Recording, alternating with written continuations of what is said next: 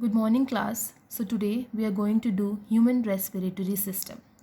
The parts of the human respiratory system and their respective functions are: first, nostrils. Nostrils, air is taken into the body through the nostrils. It is lined by fine hair and mucus which helps to filter the air entering through it. So these are the two holes which are known as nostrils. Now, nasal passage. Air entering in the nostrils leads to the nasal passage.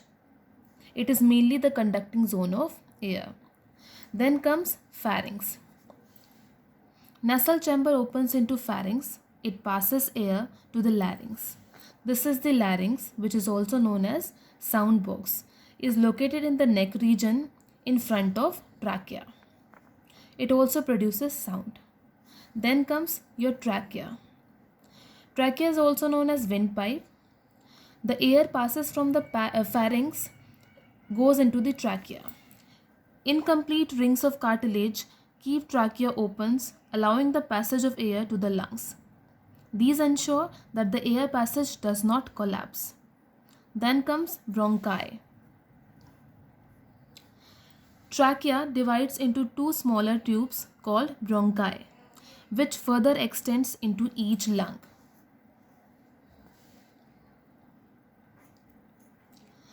Then comes bronchioles. Bronchi are subdivided into smaller tubes called bronchioles.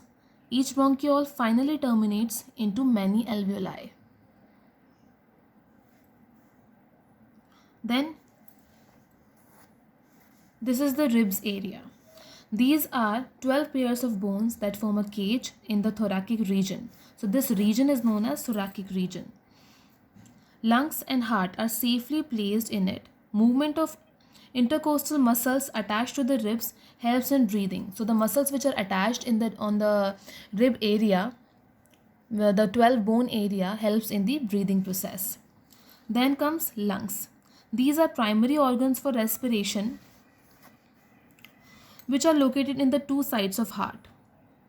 These transport oxygen from the atmosphere into blood and release carbon dioxide from the blood to atmosphere. They are enclosed by a protective membrane called pleura.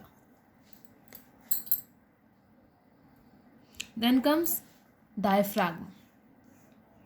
It is a muscular partition between the thorax and the abdomen and forms the base of chest cavity. So this is the base of chest cavity. This is the thoracic region and this is your abdomen.